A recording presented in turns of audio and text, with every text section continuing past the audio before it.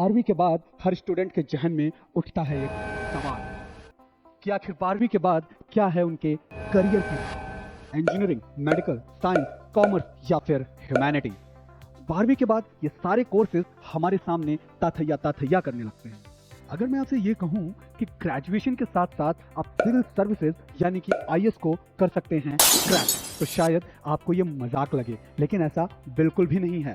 आप अपने आईएएस बनने की सपने को कर सकते हैं साकार आकार के जूनियर आईएएस बैच के साथ। तो आकार के जूनियर आईएएस बैच का हिस्सा बनने के लिए आप अपकमिंग 23 अप्रैल को होने वाले एंट्रेंस एग्जाम में पार्टिसिपेट कर सकते हैं तथा आप सिविल सर्विसेज की तैयारी को शुरू कर सकते हैं। तो फिर देर किस बात की, आकार जूनियर आईएएस बैच के एंट्रेंस एग्जाम में पार्टिसिपेट करने के लिए अपने आप को रजिस्टर कीजिए, या इससे जुड़ी और ज्यादा जानकारी के लिए आप हमें कांटेक्ट कीजिए, या फिर आप हमारी ब्रांच पर आकर के विजिट भी कर सकते हैं।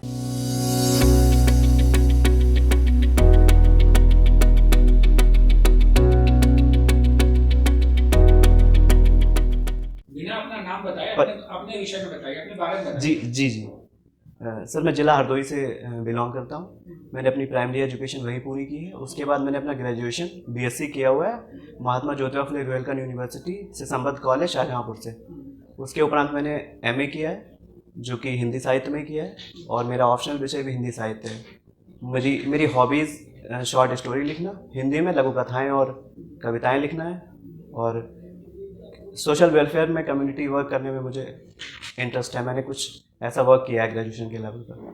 आपको बीएससी में क्या सब्जेक्ट्स रहे हैं? बीएससी में सर फिजिक्स, मैथ्स, केमिस्ट्री। एक होता है एसिटिलीन, उसका फॉर्मूला बता सकते हैं? Acetylene, yes sir. Acetylene sir एक गैस होती है, इसका फॉर्मूला C2H2 होता है। अच्छा, ग्लूकोज में एक डेक्स्ट्रो ग्लूकोज है, laevo rotatory and dextro rotatory concept होता है। यस सर, होता है। नहीं सर, मुझे ध्यान नहीं है सर। मैंने 16 में किया था सर ग्रेजुएशन। जो गन्ने की शक्कर है, जी जी, उसका क्या सूत्र होता है, रासायनिक सूत्र क्या है? सर सुक्रोज कहते हैं उसको, उसका फॉर्मूला नहीं ध्यान है मुझे। एमए आपने हिंदी लिटरेचर में किया? जी, हिंदी साहित्य का इतिहास। Yes sir.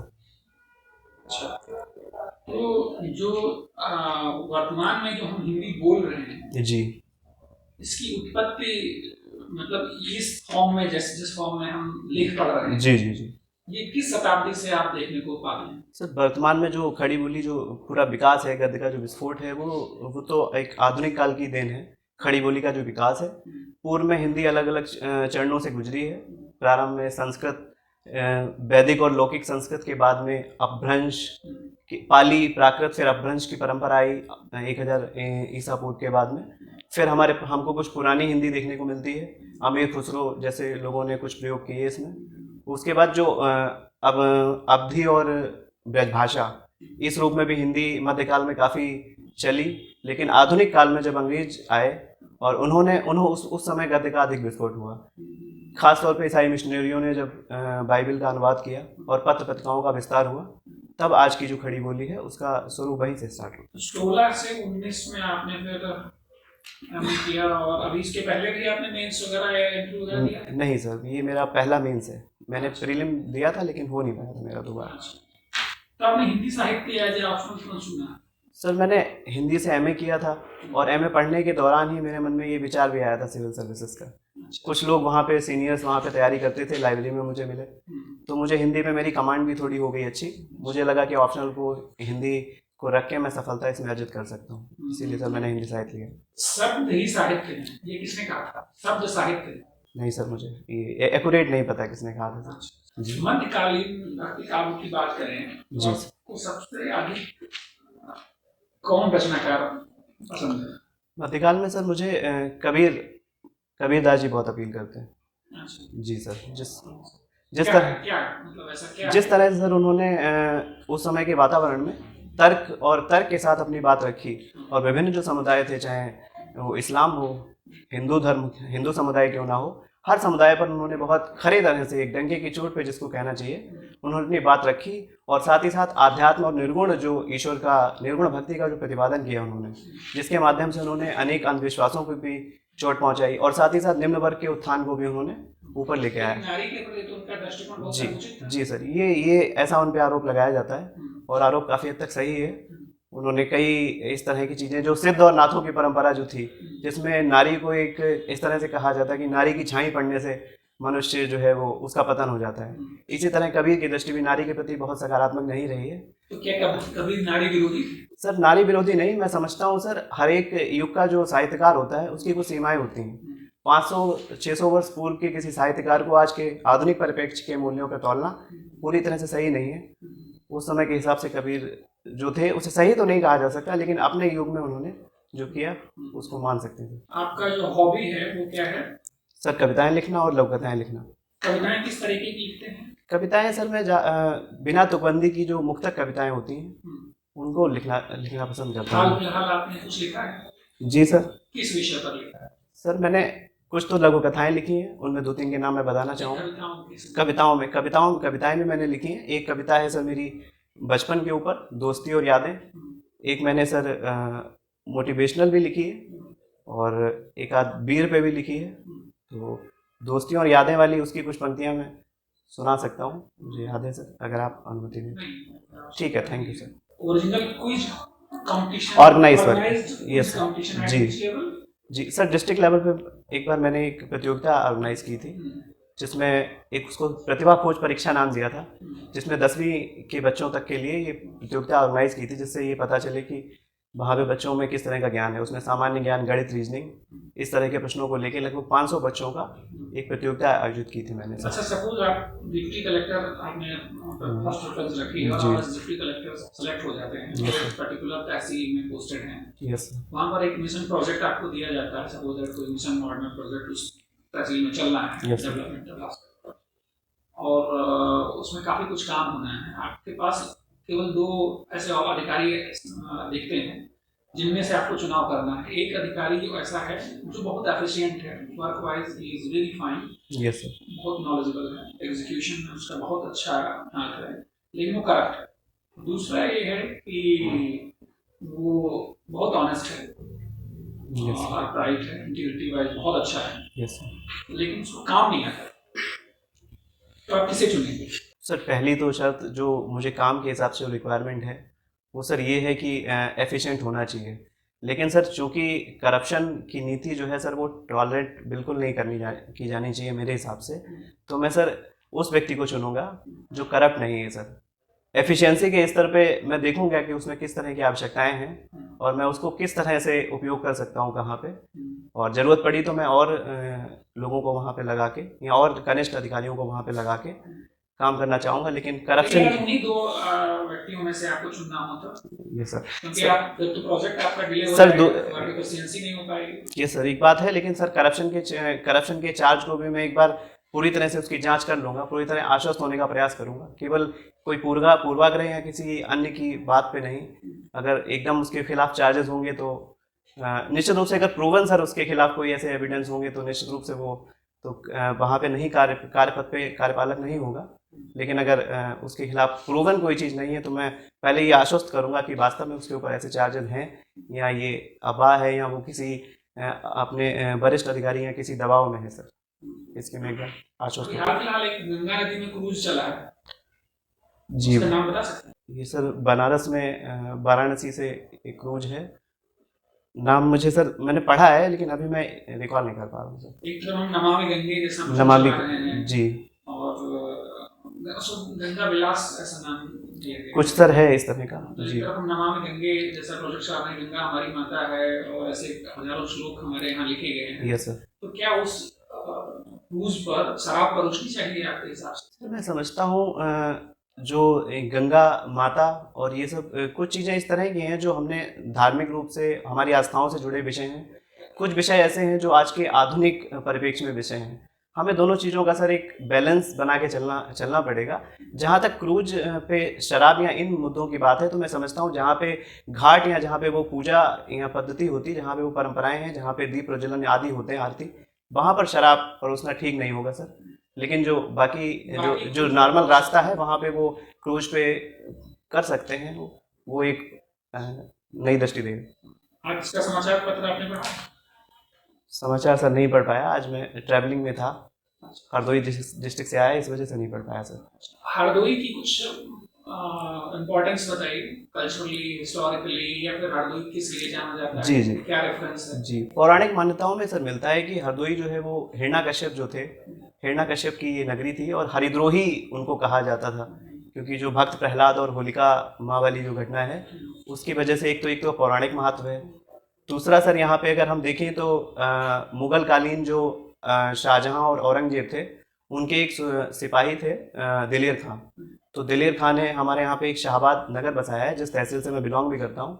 वहाँ पे उनका मकबरा बहुत प्रसिद्ध है, जिसको आर्कियोलॉजिकल जो सर्वे ऑफ इंडिया है उन्होंने सेंट्रली संरक्षित मॉन्यूमेंट्स का वो दिया हुआ है सर। इसके अतिरिक्त सर सांडी पक्षी विहार जो एकाध भूमि भी है, उसको रामसर साइट का दर्जा भी मिला है 2019 में, इस रूप में भी प्रसिद्ध है सर हरदोई। इकोनॉमी के हिसाब से? Economy sir, agricultural economy? Yes sir, economy sir basically agriculture पे ही बेस्ड है। मूलतः दूध उत्पादन में हरदोई बहुत आगे है उस, और मूंगफली वगैरह में भी है। जो ये सीतापुर, हरदोई और लखनऊ, कानपुर, यहाँ पर जो अवधि बोली जाती है और हरदोई में जो अवधि बोली जाती है, उसमें कुछ अंतर है? जी बिल्कुल सर, हरदोई में सर एग्जैक्टली अवधि नहीं बोली जाती है। अवध पूरा क्षेत्र, हरदोई भी अवध का हिस्सा था मुगल काल और बाद में नवाबों के समय में। लेकिन यहाँ पे सर जो कन्नौजी बोली जाती है, जो पश्चिमी हिंदी का जो एक रूप है कन्नौजी यहाँ पे सर चलती है। ओडीओपी का नाम सुना आपने? जी सर, वन डिस्ट्रिक्ट बिल्कुल। आपके जनपद का ओडीओपी प्रोडक्ट क्या है? जी हैंडलूम है सर। अच्छा, किन और डिस्ट्रिक्ट्स का एग्री प्रोडक्ट या ओडीओपी प्रोडक्ट हैंडलूम है? सर नहीं मुझे पता है इस बारे में। अच्छा, आप पीसीएस की तैयारी करते हैं जी सर। और आपके साथ में आपके रूममेट भी पीसीएस की तैयारी कर रहे हैं। Okay sir. अचानक से एक दिन वो आपको बताते हैं कि वो समलैंगिक। Yes sir. ठीक है, अब ये सुनकर आपके पास में क्या नैतिक विकल्प है और ये जानने के बाद में आपका अपने मित्र के प्रति क्या दृष्टिकोण बदलेगा या क्या होगा? तो दो क्वेश्चन है, इन दोनों क्वेश्चन को आपको बताना है। आपके पास में नैतिक विकल्प क्या है इस सिचुएशन में और आपका अप्रोच क्या होगा अपने दोस्तों? जी सर, व्यक्तिगत रूप से तो मैं समझता हूँ कि समलैंगिकता एक टैबू के रूप में नहीं देखी जानी चाहिए, जो पुराने समय से चली आ रही है। मैंने जो इस परीक्षा के दौरान और तैयारी के दौरान जो समझ के पाया, पहले मैं इससे परिचित नहीं था, लेकिन मुझे अच्छे से समझ में आया कि समलैंगिकता को मैंने बायोलॉजिकली भी समझा। तो मुझे लगता है सर, अगर मुझे ये पता चलेगा कि वो समलैंगिक है, तो मेरा उसके प्रति किसी भी तरह का व्यवहार एकदम नहीं बदलेगा। हाँ, मेरे परिवार या समाज की चिंताएं मेरे प्रति संभवतः बढ़ सकती हैं, तो मैं इस विषय में एकदम तो उससे अलग तो होने का प्रयास नहीं करूँगा, लेकिन मैं एक बार अपने घर वालों को और सभी को ये आश्वस्त जरूर करना चाहूँगा और उनको समझाने का भी प्रयास करूँगा कि ये वो समलैंगिक है तो वो भी मनुष्य है और ये कोई अद्भुत चीज़ नहीं है, ये समझाने की मैं कोशिश करूँगा। हालांकि मुझे अभी पता नहीं कि वो उस चीज़ को कितना समझेंगे, लेकिन मैं अगर ऐसा होता है तो मैं कोशिश करूँगा। आपका क्या, आपके पास क्या नैतिक विकल्प होगी, आपके लिए क्या नैतिक विकल्प होगी? समझ नहीं पा रहा, मतलब मैं उसको छोड़ इस बात की जानकारी होने के बाद जी आप इस जानकारी को किस हद तक? सर मैं ये जानकारी अपने तक ही रखने की पहले तो कोशिश करूँगा और किसी को बताने की प्रयास नहीं करूँगा कि उसकी जो कोई भी विन्यास है किसी का उसको उजागर करूँ। तो दूसरा जो है, अगर कुछ ऐसी स्थिति आती है तो उनके घर वालों को मैं समझाने का प्रयास कर सकता हूँ। अच्छा ठीक है, तो आपके दृष्टिकोण में कुछ बदलाव होगा या नहीं होगा? नहीं सर, मुझे लगता है नहीं होगा।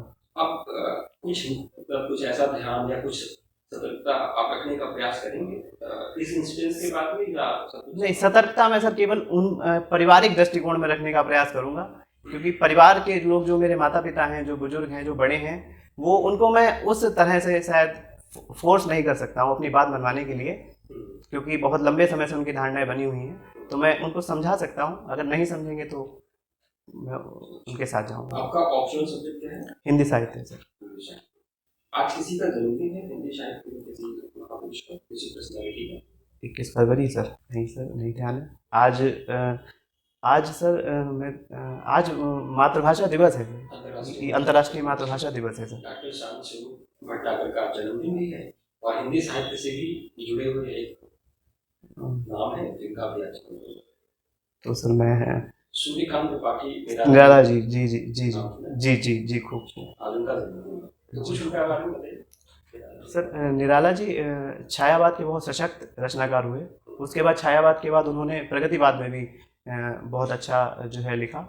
मुक्तक छायावाद सर स्वतंत्रता आंदोलन में जो एक व्यक्तिक जो क्षमताएं दिखाने की बात थी और स्वतंत्र जो चेतना थी व्यक्ति के अंदर, उसको छायावाद के माध्यम से दिखाने का प्रयास है। इसको नामवर जी ने ऐसे भी कहा है कि स्थूल के प्रति सूक्ष्म का विद्रोह।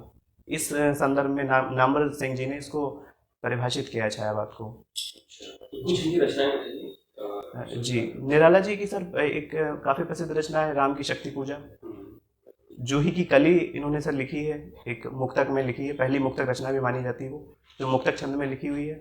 इसके अतिरिक्त सर एक सरोज इसमें रचना है कुकुरमुत्ता। जी, कुकुरमुत्ता भी इनकी एक रचना है। क्या है, मतलब किस बारे में? कुकुरमुत्ता सर ऐसा काफ़ी जो समाजवादी और मार्क्सवादी जो साहित्यकार हैं वो इसको मार्क्सवादी दृष्टि से भी देखते हैं, और लेकिन कई जो नवीन जो आलोचनाएं आई हैं और मैं भी व्यक्तिगत तौर पे देखता हूं कि इसमें उन्होंने मार्क्सवादी जो है विचार, उसकी जो जड़ता है मार्क्सवादी विचारधारा की, उसको सर उन्होंने थोड़ा सा तोड़ा है।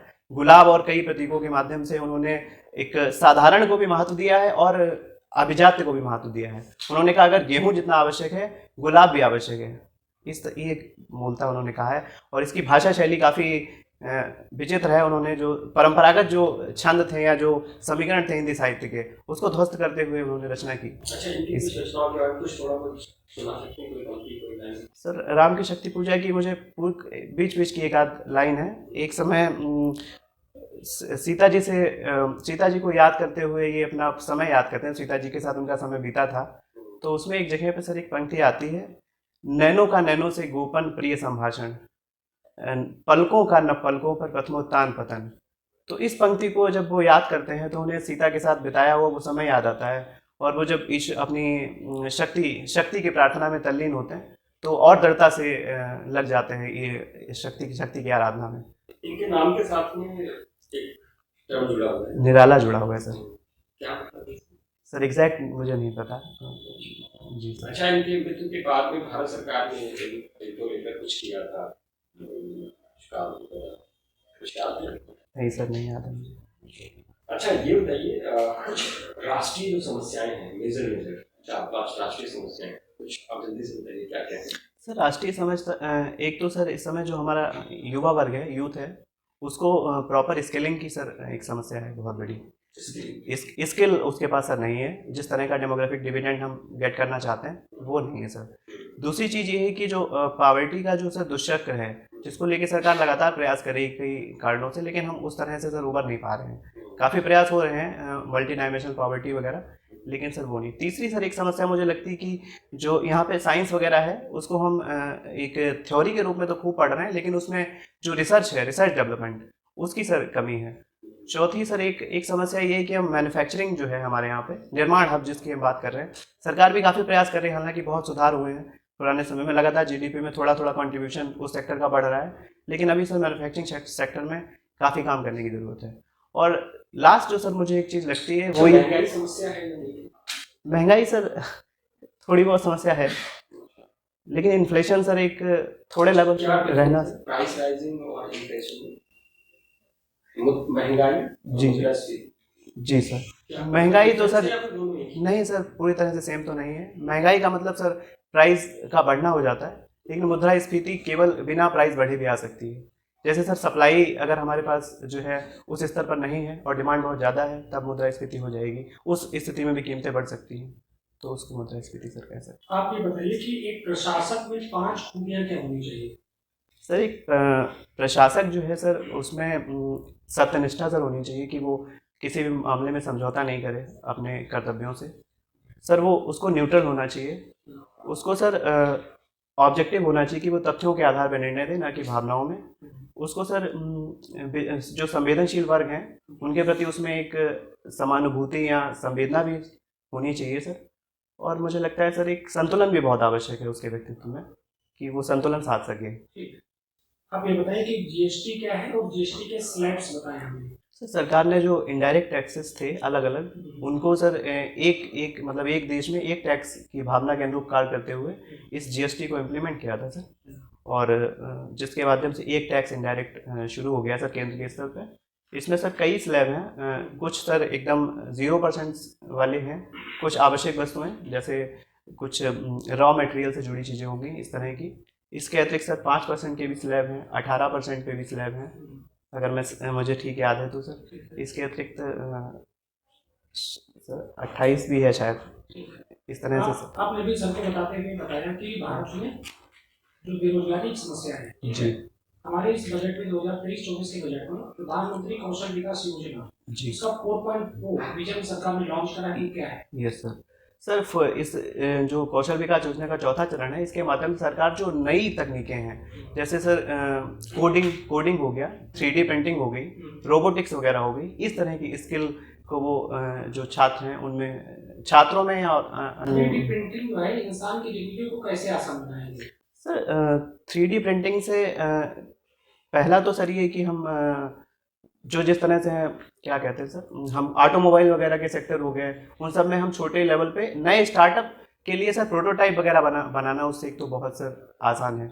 इसके अतिरिक्त और मैन्युफैक्चरिंग की चीज़ें भी हम सर उससे कर सकते हैं। आज दुनिया में जिस तरीके से हम देखते हैं कि फ्रैक्चर वर्ल्ड है, कोई दुनिया का एक तरीके से अभिभावक नहीं नजर आता है। यस ऐसे में हिंदुस्तान में जो G20 का सम्मेलन हो रहा है और भारत जिस एक बुद्धा की आइडिया पर मध्यम मार्ग की भावना से काम करता है, यस क्या भारत दुनिया की जो प्रॉब्लम्स को निगोशिएट करने में हेल्प कर सकता है?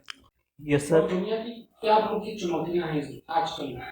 सर बिल्कुल, मुझे लगता है भारत जो है केवल इस क्षेत्र में ही नहीं, एशियाई क्षेत्र में ही नहीं, बल्कि पूरी दुनिया में अपने जो शाश्वत पुराने मूल्य रहे हैं उनके आधार पर, और जो हमने आज़ादी के बाद से इन वर्षों में सर सीखा है, जो हमने इम्प्लीमेंट किया, उनके आधार पर हम विश्व को काफ़ी सारी चीज़ों में दिशा दिखा सकते हैं। उदाहरण के लिए सर, आज के समय में जो जलवायु परिवर्तन की बड़ी समस्या है, और भारत ने उसमें काफ़ी अच्छा योगदान दिया है। बायोफ्यूल, एथेनॉल और इलेक्ट्रिक व्हीकल्स, इन सब चीज़ों पर सर हम काफ़ी तेज़ गति से आज आगे बढ़ रहे हैं। भले ही हमारे देश में काफ़ी छोटी समस्याएं भी हैं, गरीबी आदि भी, लेकिन हम उन पर काम कर रहे हैं सर। तो इस क्षेत्र में काम कर सकता है सर भारत। आतंकवाद का सर, आज पूरी दुनिया आतंकवाद से जूझ रही है, तो उस क्षेत्र में भी भारत सर आतंकवाद पे बहुत अपना स्ट्रिक्ट रुख रखता है। तो आतंकवाद के क्षेत्र में भी हम सर दुनिया को एक नई दिशा दे सकते हैं। और सर जहाँ तक बुद्धा और उसकी बात है, तो भारत जो है आज जो पूरी दुनिया में सर ग्रोथ की सर सीमा नहीं है। हमने जोशीमठ वगैरह में देखा सर कि जिस तरह से हम वहाँ निर्माण कार्य आदि करते चले जा रहे हैं, तो केवल प्राकृतिक कारण ही नहीं, मानव जनित कारण भी उसके लिए कहीं ना कहीं जिम्मेदार हैं। तो हम दुनिया को सर ये भी बता सकते हैं कि ग्रोथ की कोई मतलब लिमिट नहीं है सर। तो हम जो आध्यात्म और जो भौतिकता है उसका एक सामंजस्य, जो बुद्ध का मध्य मार्ग आपने बताया, हम उसको भी सर दुनिया को दिखा सकते हैं कि हम दोनों ही तरह से आगे बढ़ सकते हैं। क्या दुनिया तो पूरे तरीके से कैपिटलिज्म की तरफ मतलब मूव कर चुकी थी, ठीक है, पूरे तरीके से दुनिया लगभग कैपिटलिस्ट है। तो क्या लगता है कि बुद्ध का दर्शन एक आदर्शवादी दर्शन ही बनकर रह गया है, या उसकी व्यवहारिक मान्यताएं हैं पूरी दुनिया के संदर्भ में? बुद्धा ने सर पहला तो जो उनके शांति, मानव प्रगति के लिए सर जो शांति और जो मानव अस्तित्व के लिए जो मूल्य आवश्यक हैं, वो मुझे लगता है सर उस काल में बहुत प्रासंगिक थे, और वो अनंत आगे भी सर प्रासंगिक रहेंगे। तो सर मुझे लगता है कि दुनिया पूंजीवाद की तरफ जितना चाहे बढ़ती जाएगी निश्चित रूप से, लेकिन एक पॉइंट पे आने के बाद में उनको भी जो मतलब वही चीज़ है सर, भौतिकता के बाद में कुछ एंगल पे निश्चित रूप से उन्हें उन चीज़ों की तरफ पलट के देखना पड़ेगा। हम देखते भी हैं भारत में अभी रिसेंटली हिलेरी क्लिंटन जी आई थी यहाँ पे, तो उन्होंने यहाँ की यात्रा की, तो निश्चित रूप से भारत दिशा में सर सकारात्मक कदम उठा सकते हैं। एक लास्ट क्वेश्चन ये बताइए कि गुप्त काल को स्वर्ण काल का युग कहा जाता है ना? यस तो उसके बारे में 2-3 तथ्य से हमें बताइए क्यों स्वर्ण काल का युग कहा जाता है? जी सर गुप्त काल मुख्यतः सर सांस्कृतिक जो राष्ट्रवाद कह लें या सांस्कृतिक जो प्रभुत्व था, उसकी वजह से गुप्त काल को हम स्वर्ण युग की संज्ञा देते हैं। उसमें हमारे यहाँ पे चिकित्सा में धन्वंतरी जी वगैरह थे, उनका सुश्रुत चरक, उनका योगदान रहा है, और मैथमेटिक्स वगैरह में भी 12 मिहिर, और इसलिए हम एक तो इस दृष्टिकोण पे भी कहते हैं सर। और मंदिर स्थापत्य का एक प्रारंभ वहाँ से होता है। तो हम कह सकते हैं एक सेंस में कि जो भागवत जो संप्रदाय था और एक उसको पूरा प्रमोट किया, तो हम इस सेंस में कह सकते हैं। सिक्के भी सर गुप्त युग में काफ़ी थे। जी सर। जैसा कि आपने बताया कि आज international mother language, yes sir, mother tongue, ये मदर लैंग्वेज और ये वर्नाकुलर लैंग्वेज, जी सर, दोनों में डिफरेंस आपको मालूम? यस सर, मैं कोशिश करता हूँ सर। मदर टंग या मातृभाषा वो भाषा होती है जो हम जो कोई बच्चा सबसे पहले अपनी माँ से या समाज से सीखता है, एक बिल्कुल लोकल लेवल, जीरो लेवल पर सर, बहुत छोटे से ही। और इसी को सर रीजनल भाषा भी आगे जाके बोलते हैं। मातृभाषा उसके छोटे पर रहती। उसके उपरांत जो आपने वर्नाकुलर जो टर्म सर बताया, वर्नाकुलर बेसिकली ये टर्म अंग्रेजों ने सर दिया था भारत की जो क्षेत्रीय भाषाएं हैं उनके लिए। वो इसको इस तरह से सर कहते थे कि इस तरह की एक भाषा जो एक अलग क्लास के लोग बोलते हैं, निम्न क्लास के लोग, उसको वो वर्नाकुलर बोलते थे। तो वर्नाकुलर एक बहुत अच्छा सर वर्ड नहीं है। हमारे पूर्व सीजीआई दीपक मिश्रा जी ने भी एक बार सुप्रीम कोर्ट की डिबेट में इसको कहा कि ये टर्म यूज़ करना बहुत अच्छा नहीं है, इसकी जगह पे हम रीजनल अगर यूज़ करें, रीजनल भाषाएं, तो अच्छा होगा। इससे रिलेटेड कोई एक्ट आया था vernacular language? Yes sir. Sir 1878 में वर्नाकुलर प्रेस एक्ट आया था। तो उसके माध्यम से जितनी भी भारतीय भाषाएं हैं उनकी जो पत्रिकाएं थी उन पर सर बैन था और उन पर बैन लगाया गया था सर। कब, कौन थे उस समय? ये लॉर्ड लिटन का टाइम था। अगर मुझे इसके द्वारा मीडिया पे प्रतिबंध लगाने की कोशिश की। जी, मीडिया पे प्रतिबंध लगा। हमारे जो वर्तमान गवर्नमेंट है उन पे जी। भी आरोप लगता है कि ये मीडिया पे जो है अपना कंट्रोल करना चाहते हैं। क्या आप इससे सहमत हैं? सर मुझे लगता है कि बहुत थिन लाइन है सेंसर, कंट्रोल और रेगुलेशन में सर गवर्नमेंट का प्रयास जहाँ तक है मुझे लगता है कि एक रेगुलेशन की तरफ है कि आजकल मीडिया का रोल जो वर्तमान समय में वो काफ़ी बदल गया है। पुराने समय में प्रिंट मीडिया और इलेक्ट्रॉनिक मीडिया ही थी, आज के समय में सोशल मीडिया और कई अन्य चीज़ें आ गई हैं, जिस संदर्भ में सरकार को रेगुलेट करना थोड़ा आवश्यक हो गया है। चुनाव भी इससे काफ़ी हद तक प्रभावित होते हैं और अन्य चीज़ें। तो मेरे ख्याल से सरकार का प्रयास उसको कंट्रोल या नियंत्रण करना नहीं है, वो उसको रेगुलेट करना चाहती है, जिससे ट्रांसपेरेंसी भी बढ़े और लोग भी एम्पावर हों, उनको सही इन्फॉर्मेशन मिले। BBC documentary yes sir. जो अभी प्रतिबंध लगा दिया गया विश्वविद्यालय में उनका स्क्रीनिंग, जी इस पर आपकी क्या है?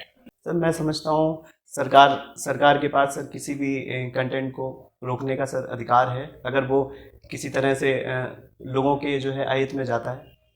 तो सरकार ने आईटी एक्ट के तहत अपनी पावर्स उसमें यूज़ की हैं सर, उसको रोक लगाने के लिए। तो इसमें आर्टिकल 19 का कहीं उल्लंघन नहीं होता? सर मैं समझता हूँ कि सरकार का ये कदम है, लेकिन आर्टिकल 19 लोगों का राइट है।